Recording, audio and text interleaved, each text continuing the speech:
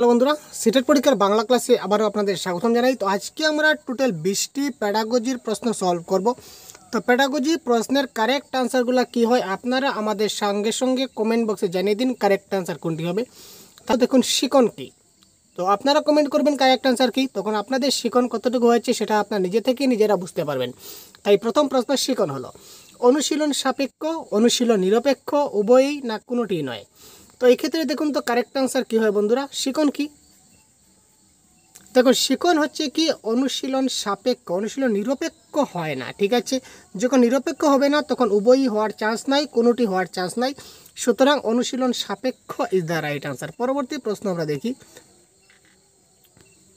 শিশুদের উচ্চারণ ছন্দ যতিচিহ্ন শেখাতে হবে। শিশুদেরকে উচ্চারণ শেখাবো, ছন্দ শেখাবো, যতিচিহ্ন শেখাবো কিসের মাধ্যমে? আবৃত্তির মাধ্যমে, গল্প বলার মাধ্যমে, দেখাও বলার মাধ্যমে, না কোনোটি নয়। শিশুদের দেখুন ছন্দ যেহেতু এখানে আমাদের উল্লেখ রয়েছে, ছন্দ গল্প পড়তেও কিন্তু আমরা যতিচিহ্ন পাই, উচ্চারণ পাই। তারপর দেখা এবং বলার মাধ্যমে যদিও না থাকে, তো দেখুন এখানে কোনোটি হবে না, গল্প বলার মাধ্যমে থাকছে না, কারণ যেহেতু ছন্দ, ছন্দ আমরা কোথায় পাই? ছন্দ এবং অলঙ্কার, ছন্দ আমরা শুধুমাত্র কবিতার আবৃত্তির ক্ষেত্রে আমরা কি পাই?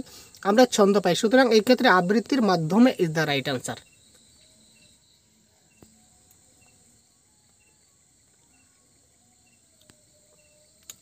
তো তার পরবর্তী প্রশ্ন, শিক্ষা দানের ক্ষেত্রে অধিক গুরুত্বপূর্ণ কোনটি? কারেক্ট আনসার কী হবে? কারেক্ট আনসার কমেন্ট বক্সে কমেন্ট করুন তো। শিক্ষা দানের ক্ষেত্রে অধিক গুরুত্বপূর্ণ কোনটি? ছাত্রদের সঙ্গে কথোপকথন, শিক্ষকদের দৈহিক সৌন্দর্য, মিষ্ট ভাষা ব্যবহার, বিষয়ের গভীরতা। এই ক্ষেত্রে শিক্ষা দানের ক্ষেত্রে কিন্তু 4টি উপাদানই কিন্তু গুরুত্বপূর্ণ। আমি যদি বলতে যাই ছাত্রদের সঙ্গে কথোপকথন খুব ভালো করে করতে হবে, তখনই কী হবে? শিক্ষা দানের ক্ষেত্রে সেটা গুরুত্বপূর্ণ। শিক্ষকদের দৈহিক সৌন্দর্য এটাও কিন্তু ফ্যাক্টর পড়ে শিক্ষাদানের ক্ষেত্রে। মিষ্ট ভাষা ব্যবহার, সেটাও শিক্ষার্থীদের সঙ্গে কিন্তু মিষ্টি ভাষায় কথা বলতে হয়।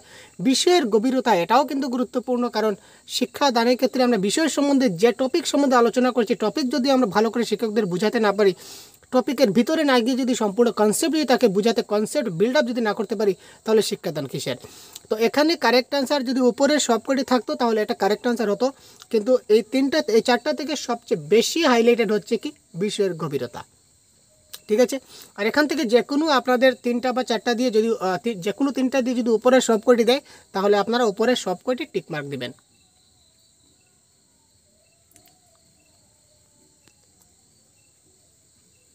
প্রাচীন অনুবর্তন তত্ত্বের প্রবক্তা হলেন, অর্থাৎ প্রাচীন অনুবর্তন যেটা তত্ত্ব, এই অনুবর্তন তত্ত্ব কে দিয়েছিলেন সেটা আপনারা সিডিপিতে কিন্তু আপনারা পেয়েছেন।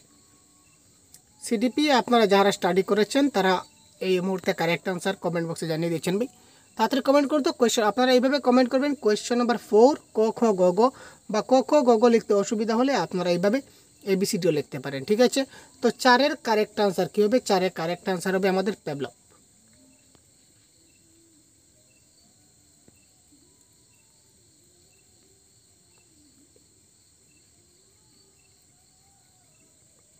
তার পরবর্তী প্রশ্ন আমরা দেখছি, পাঠদানকালে শিক্ষক মহাশয় কিসের উপর জোর দেবেন? একটা শিক্ষক যখন পাঠদান করবেন তখন তিনি কিসের উপর জোর দিবেন? আমরা একটু আগে কিন্তু ডিসকাস করছি, পুস্তকের উপর, বিষয়বস্তুর উপর, শিক্ষা উপকরণের ব্যবহার উপর, কোনোটি নয়। এখানে পাঠদান করলে শিক্ষক মহাশয় 1 নম্বরে বিষয়বস্তুর উপর কিন্তু জোর দেবেন, এবং TLM-এর উপরে কিন্তু জোর দিতে হবে। তো TLM ছাড়াও কিন্তু আমরা শিক্ষাদান করতে পারি, কিন্তু বিষয়বস্তুর উপর কিন্তু আমাদের বিশেষ জোর দিতেই হবে, কারণ যে কনসেপ্ট আমরা বোঝাতে চাইছি, শিশুরা যদি কনসেপ্টে যদি নাই বা বুঝে, তাহলে শিক্ষকের পাঠদান সার্থকতা কখনো প্রকাশ পায় না। সুতরাং বিষয়বস্তুর উপর ইজ দ্য রাইট আনসার।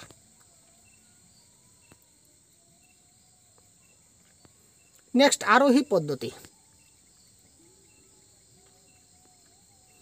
আরোহী পদ্ধতিতে প্রথমে সূত্র বলা হয়, প্রথমে সূত্র আলোচিত হয়, প্রথমে উদাহরণ দেওয়া হয়, কোনোটি নয়। দেখুন প্রথমে সূত্র বলা হয় আর প্রথমে সূত্র আলোচিত হয়, দুটা কিন্তু সেম জিনিস। তো যেহেতু সেম জিনিস বলেছে, সুতরাং উপরের ক খ দুইটা নেই।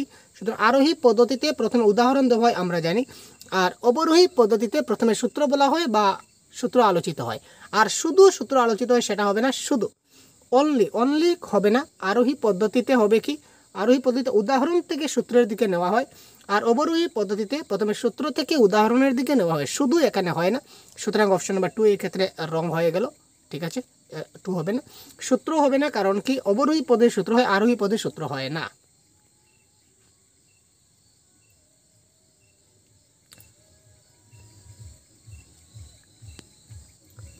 কথনের পরিস্থিতি কীরকম? নেক্সট প্রশ্ন, কথনের পরিস্থিতি কীরকম? বিনিময় ভিত্তিক, আংশিক বিনিময় ভিত্তিক, একতরফা, না উপরের সবগুলি?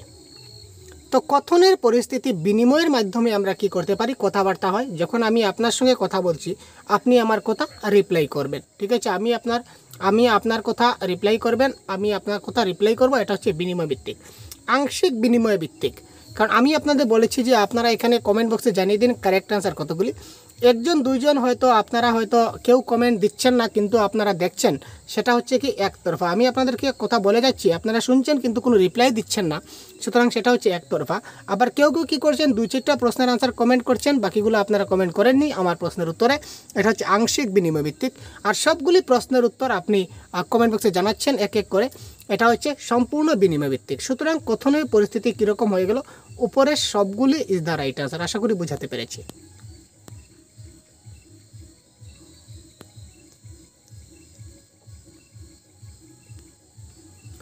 কথা বলার দক্ষতা অর্জন নিচের কোনটির দ্বারা বোঝায় না? এখানে দেখুন না বলেছে, এই নাটা কিন্তু পরীক্ষার হলে আমরা ভালো করে দেখে নেবেন আপনারা। কথা বলার দক্ষতা অর্জন নিচের কোনটির দ্বারা বোঝায় না? সঠিক স্বরনিক্ষেপ, বলার সাবলীল গতি, অস্পষ্ট উচ্চারণ, না বাকপটুত্ব? তো কথা বলতে গেলে কিন্তু আমাদের অস্পষ্ট উচ্চারণ হতে হয় না, সুতরাং এখানে অস্পষ্ট উচ্চারণ ইজ দ্য রাইট অ্যান্সার। উচ্চারণটা স্পষ্ট হতে হবে কথা বলার ক্ষেত্রে।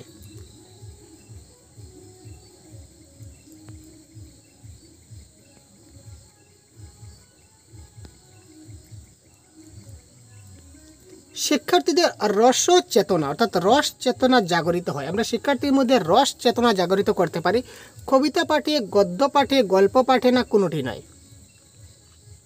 রস আমরা বলি না কাব্যের রস, তো কাব্যের রস কোথা থেকে আসে? কাব্য মানে কি? অনেকগুলি কবিতা মিলেই তো কাব্য হয়। সুতরাং কবিতা পাঠে কি হয়? ছন্দ এবং অলঙ্কার যুক্ত করে যখন আমরা এটা কবিতা পাঠ করি, সেখান থেকে কিছুটা রস আস্বাদন হয়।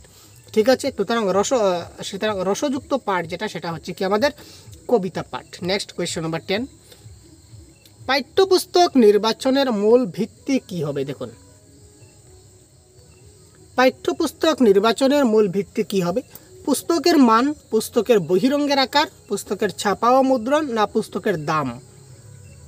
পাঠ্যপুস্তক নির্বাচনের মূল ভিত্তি পুস্তকের দাম দেখে কিন্তু আমরা পুস্তক নির্বাচন করি না। পুস্তকের দাম যতই বেশি হোক কম হোক সেটা কোনো ফ্যাক্টর করে না। পুস্তকের বহিরঙ্গের আকার, দেখুন পুস্তকের বাইরে একটা সুন্দর একটা মানে ফ্রন্ট পেজ যেটাকে বলতে পারি, ফ্রন্ট পেজটা অনেক সুন্দর দিয়েছে, কিন্তু ভিতরে পড়ে আমরা ধরে নিন আপনারা সিটেড বাংলা ভাষার একটা বই কিনলেন, বাংলা পেডাগজি, তার পুস্তকের দাম অনেক বেশি, ধরে নিন অনেক বেশি 500 টাকা। তো 500 টাকার বই যে অনেক ভালো হবে আর 50 টাকার বই যে অনেক খারাপ হবে সেরকম কোনো কথা নয়। সুতরাং পুস্তকের দামের উপরে নির্ভর করছে না। পরিষ্কার ছাপা ও মুদ্রণ সেটাও কিন্তু ফ্যাক্টর করে না, কারণ শুধু যে পরিষ্কার এবং ছাপা হলে যে সবগুলো বই ভালো হবে সেটা কোনো কথা নয়। পরিষ্কার ছাপায় কিন্তু সবগুলো থাকতে পারে, পরিষ্কার মুদ্রণে থাকতে পারে, কিন্তু ভিতরে কন্টেন্ট ভালো নয়, আপনি পড়ে কোনো কিছু বুঝতে পারছেন না, আপনার টপিকের সঙ্গে কোনো রিলেটেড কোনো কনসেপ্ট পাচ্ছেন না, সেটা বুঝে আপনি কিছু বুঝতে পারছেন না। তার মানে পরিষ্কার ছাপা এবং মুদ্রণ হলে কি আপনার বইটা সার্থক? মোটেই না। পুস্তকের বহিরঙ্গ আকার, পুস্তকের বইয়ের ফ্রন্ট পেজ যেটা বলতে পারি, বা প্রথম পেজ বা ফ্রন্ট পেজ যেটা, সেটা অনেক আকর্ষণীয়, অনেক সুন্দর, কিন্তু ভিতরেগুলো কিন্তু ভালো নয়, তাহলে কিন্তু আপনার বইটা ভালো না। সুতরাং তার মূল ভিত্তি কি? পুস্তকের মান কি, পুস্তকের মানটা কি, পুস্তকের ভিতরে কি রয়েছে, পুস্তকের কন্টেন্ট কি রয়েছে, ভালো রয়েছে কিনা না, সেটা আপনি পড়ে আমি ঠিকঠাক বুঝতে পারছি কিনা না। সুতরাং পাঠ্যপুস্তক নির্বাচনের মূল ভিত্তি হচ্ছে পুস্তকের মান কতটুকু রয়েছে। ঠিক আছে ভাই, বোঝা গেল? শিশুদের মুখ না তুলে কথা বলার অভ্যাস হলো লজ্জাবোধ, নিজের প্রতি আস্থার অভাব, একটা মুদ্রাদোষ, না ভয়? শিশুরা অনেক সময় দেখবেন মুখ না তুলে কথা বলার অভ্যাস, তারা কিন্তু মুখ না তুলে অনেক সময় কথা বলে, এটা তার একটা মুদ্রাদোষ বলতে পারেন, অর্থাৎ তার একটা দোষ, এটা আমরা বলতে পারি। শিশুর কথন অভ্যাস গঠনের উপযুক্ত ক্ষেত্র। কথন অভ্যাস গঠনের গৃহ, নিজের পরিবেশ, বিদ্যালয় না কোনোটি নয়। কথন সেটা একয়ার বা অর্জন করে সেটা ঘর থেকে, কিন্তু অভ্যাসটা গঠন হয় কোথায়? বিদ্যালয়ে। বুঝাতে পেরেছি? ভাষা তার ডেভেলপড হয় বা ভাষাটা অর্জন হয় ঘর থেকে, নিজের ঘর থেকে বা নিজের পরিবেশ থেকে। ভাষাটা কি করে সে অর্জন করে? স্কুল থেকেও অর্জন করে, নো ডাউট। উপরে সবগুলি হবে কারেক্ট আনসার। যদি এখানে হতো কি যে ভাষার আয়ত্তীকরণ কোথা থেকে হয়, তো উপরে সবগুলি কারেক্ট আনসার। কিন্তু যেহেতু বলেছে কথন অভ্যাস কোথা থেকে গঠন হয়, সুতরাং সেটা হবে কি? বিদ্যালয়ে। অধিক সময়ে স্বল্প পাঠ হয় কোন পাঠে? অধিক সময় স্বল্প মানে অনেক সময় আমরা পড়ব, কিন্তু আমরা পড়াটা কম হবে। অনেক সময় ধরে আপনি পড়ছেন, কিন্তু পড়াটা আপনার কম হবে। মানে তুলনামূলক ধরে নিন একটা পেজে 10 পেজ রয়েছে, সেই 10 পেজটা আপনি পড়তে সময় আপনার অনেক সময় লেগে যায়। এটা কোন ধরনের পাঠ করলে হবে? সরব পাঠ, নীরব পাঠ, না সরব নীরব মিলিত পাঠ, না কোনোটি নয়? আপনি টেস্ট করে দেখবেন, যখন আপনি সরব পাঠ করবেন, মানে লাউড রিডিং যখন করবেন, মানে পড়া মানে কি?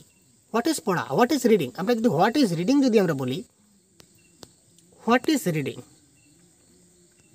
হোয়াট ইজ রিডিং বলুন তো, রিডিং কি? আপনি দেখে দেখে পড়ে নিলেন, সেটা রিডিং? কিন্তু না ভাই, সেটা এই জিনিসটা পড়ার পর এখানে কি রয়েছে, বা এটা আপনি এই লাইনটা পড়ে আপনি কি বুঝলেন, পড়ে আপনাকে কিছু একটা বুঝতে হবে, দ্যাট ইজ কল রিডিং। শুধু দেখে দেখে পড়ে নিলেন, সেটা কিন্তু রিডিং হলো না, অ্যাকুরেট রিডিং হলো না। রিডিং তখনই হবে পড়বেন, রিডিং উইথ আন্ডারস্ট্যান্ডিং, এটাই হচ্ছে অরিজিনাল রিডিং। পড়ে আপনাকে বুঝতে হবে যে আপনি কি পড়লেন। তো পড়ে যদি বুঝতে হয়, তাহলে আমরা অধিক সময় পড়ি, কিন্তু আমাদের কম পড়া হয়, মানে সেটা সরব পাঠ। যখন আপনি জুড়ে জুড়ে পাঠ করবেন, এটা টেস্টিং করে দেখবেন, জুড়ে যখন পড়বেন তো অনেক সময় লেগে যায় কম পড়তে। কম পড়া মানে কি বুঝিয়ে দিলাম তো আপনাদের। তারপর দেখুন, স্বল্প সময়ে অধিক পাঠ, কম সময়ে অধিক পাঠ হবে কোন ধরনের পাঠে? কম সময়ে পড়বেন, কিন্তু পড়াটা আপনার বেশি হবে, সেটা হবে সাইলেন্ট রিডিং বা নীরব পাঠে। ঠিক আছে ভাই? নীরব পাঠে যখন আপনি সাইলেন্টলি পড়বেন, আপনি টেস্ট করে দেখবেন, সাইলেন্টলি যখন আপনি পড়বেন মনোযোগ সহকারে, তখন আপনি কম সময়ে অনেক বেশি পড়তে পারেন, অনেক বেশি বুঝতে পারবেন।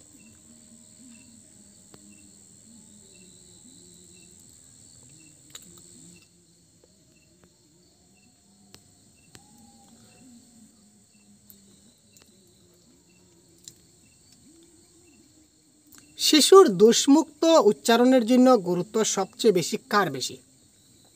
একটা শিশুর উচ্চারণের ক্ষেত্রে যদি তার দোষটা মুক্ত, অর্থাৎ একটা শিশু উচ্চারণ করতে তার ভুল হচ্ছে, এই ভুলগুলো সংশোধনের দায়িত্বটা কার বেশি?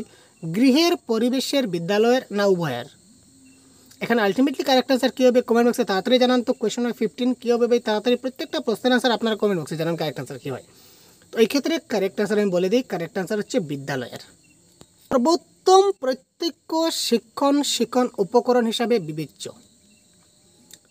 সর্বোত্তম প্রত্যক্ষ, সবচেয়ে ভালো ডাইরেক্ট শিক্ষণ উপকরণ, সবচেয়ে ডাইরেক্ট যেটা আমরা বলতে পারি সবচেয়ে ভালো এবং ডাইরেক্ট টিএলএম হিসাবে কোনটা বিবেচ্য? ব্ল্যাকবোর্ড, না শিশু বাস্তব পাঠ্যপুস্তক, কম্পিউটার ডিস্ক, না কোনোটি নয়? সবচেয়ে বেস্ট যদি আমরা টিএলএম বলি, তাহলে আমরা বলবো শিশু বাস্তব পাঠ্যপুস্তক। মানে শিশু যে লেভেলে পড়াশোনা করে, ওই লেভেলের পাঠ্যপুস্তক তার কাছে সবচেয়ে ভালো টিএলএম। কারণ ছোটো ছোটো বইতে আপনারা দেখবেন, ছোটো ক্লাসের বইতে অনেক পিকচার দিয়েও কিন্তু পড়াশোনা হয়, শুধুমাত্র পিকচার দিয়ে কিন্তু হচ্ছে। রাজ্যিক প্রাথমিক স্তরের শিক্ষাবর্ষকে কয়টি ভাগে ভাগ করা হয়েছে? কারেক্ট আনসার হবে এখানে 3টি স্তরে ভাগ করা হয়েছে, 3টা স্টেজ রয়েছে। শিক্ষাই মাতৃভাষার মাতৃদুগ্ধ উক্তিটি কার? শিক্ষাই মাতৃভাষার মাতৃদুগ্ধ, এই কথাটা কে বলেছিলেন? কারেক্ট আনসার কে বলেছিলেন? রবীন্দ্রনাথ। এটা আমি আগের ক্লাসে বলেছিলাম আপনাদের। ভাষা শিক্ষার মূল কথা হলো, ভাষা শিক্ষার মূল কথা হলো, তো ভাষা শিক্ষার মূল কথা কি? ভালোভাবে পড়তে পারা, লেখা ও পড়া শেখা, ঠিকমতো গুছিয়ে কথা বলা, না চিন্তাকে বাণীমূর্তি দেওয়া? তো ভাষা শিক্ষার মূল কথা হচ্ছে চিন্তাকে বাণীমূর্তি দেওয়া। আপনি যেটা চিন্তা করছেন, সেই চিন্তাটা যেন বাণীমূর্তি হয়। ঠিক আছে? পঠন দক্ষতা অর্জনের উপযুক্ত সময়, এটা আজকের আমাদের ক্লাসের সর্বশেষ প্রশ্ন। আগে বলেছিলাম 20টি প্রশ্ন ডিসকাস করবো। দেখুন, পঠন দক্ষতা অর্জনের সবচেয়ে ভালো সময় কোনটি? পঠন দক্ষতা অর্জনের উপযুক্ত সময় কোনটি? প্রথম ও দ্বিতীয় শ্রেণীতে পঠন দক্ষতা অর্জন হয়, তৃতীয় শ্রেণীতে, চতুর্থ শ্রেণীতে না পঞ্চম শ্রেণীতে? তো এই ক্ষেত্রে কারেক্ট আনসার হবে প্রথম ও দ্বিতীয় শ্রেণীতে পঠন দক্ষতা সবচেয়ে বেশি অর্জনের সময় বা সবচেয়ে বেশি অর্জন হয়। তো এই ক্ষেত্রে কারেক্ট আনসার হবে প্রথম এবং দ্বিতীয় শ্রেণী। ঠিক আছে, এই ছিল আজকের 20টি প্রশ্ন। পরবর্তী ক্লাসে আরও এই ধরনের অনেকগুলি প্রশ্ন নিয়ে আপনাদের সঙ্গে উপস্থিত হব। সুতরাং ক্লাসটা কেমন লাগছে কমেন্ট বক্সে জানাতে ভুলবেন না। নতুন হলে চ্যানেলকে সাবস্ক্রাইব করবেন। এই ধরনের ক্লাস আমরা কন্টিনিউ আপনাদের দিতে থাকবো। ভালো থাকবেন, সুস্থ থাকবেন, আমাদের সঙ্গে থাকবেন। জয় হিন্দ।